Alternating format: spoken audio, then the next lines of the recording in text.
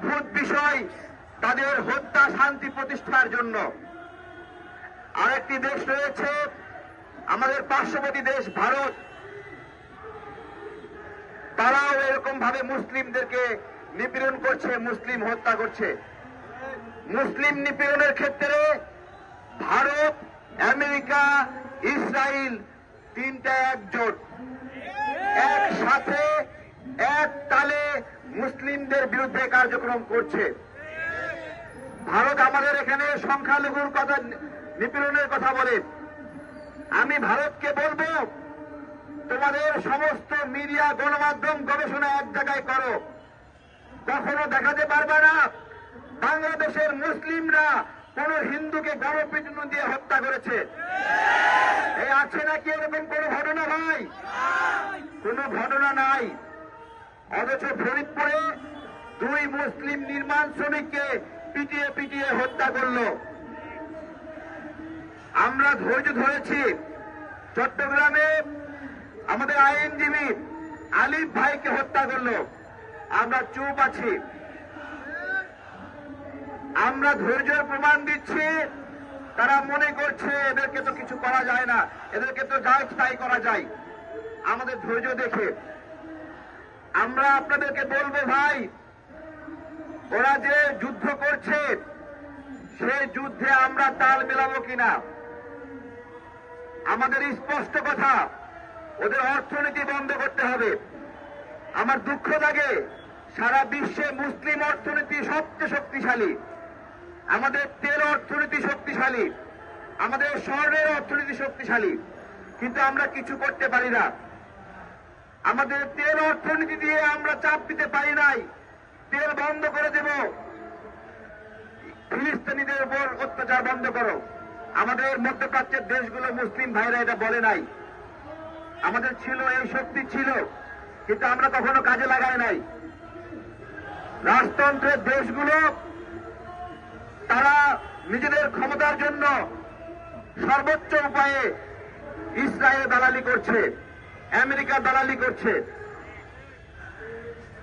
প্রিয় ভাইয়েরা, এটা কি বন্ধ করার উপায় নাই? আমাদের হাতে ওই রাজাদের মতো হয়তো বা ক্ষমতা নাই, কিন্তু আমাদের হাতে আমাদের ক্রয় ক্ষমতা আছে, আমাদের পারচেজিং পাওয়ার আছে। স্পষ্ট কথা, আগামীকাল থেকে ইউনিলিভারের কোন পণ্য আমরা ব্যবহার করব না। স্পষ্ট কথা, কোন দোকানদার পেপসি কোক বিক্রি করতে পারবে না, আমরাও খাবো না।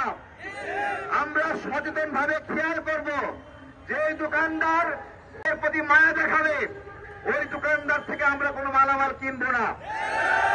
সোজা হিসাব, দোকানদার ভাইয়েরা, আপনারা সিদ্ধান্ত নেন যে আপনারা ফিলিস্তিনির ভাইদের রক্ত বিক্রি করবেন কিনা। যদি সিদ্ধান্ত থেকে সরে না আসে, আপনারা বিপদে পড়বেন। প্রিয় ভাইয়েরা, এই ক্রয় ক্ষমতা কতটুকু শক্তিশালী আপনি আপনাকে বলছি। স্টারবাকস নামে একটা কফি বিক্রেতা রেস্টুরেন্টের কথা আপনারা জানেন। শুধুমাত্র এই বয়কটের কারণে এই বিখ্যাত প্রতিষ্ঠান বন্ধ হওয়ার পথে। তা আমরা কি পারি না এই আমেরিকার প্রতিষ্ঠান ইউনিলিভারে লালবাজি জ্বালাইতে? সম্ভব নিবেদন।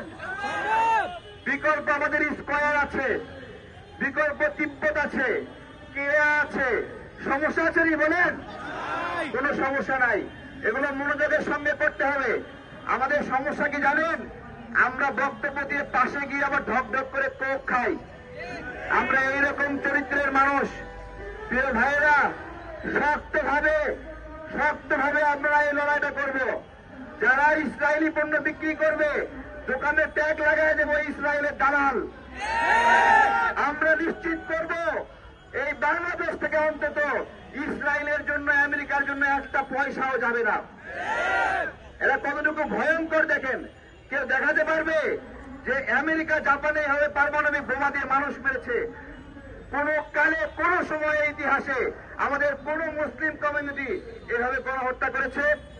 দেখাতে পারবে?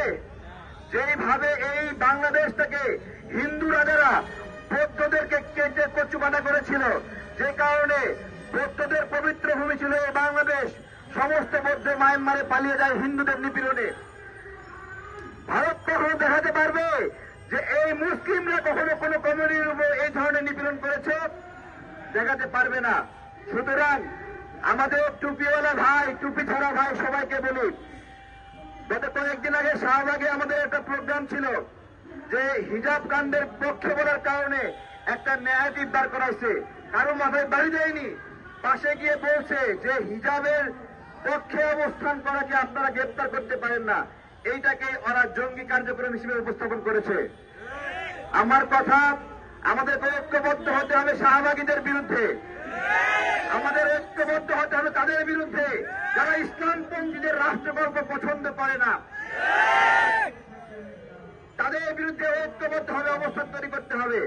দুঃখজনক, ঢাকা বিশ্ববিদ্যালয়ে আমাদের প্রতিনিধিত্ব সেভাবে নাই। আপনারা খেয়াল করবেন, চর্চা করবেন, ওইখানে যারা ইসলামপন্থীরা আছে সবাইকে এক জায়গায় আসতে হবে, এক জায়গায় হয়ে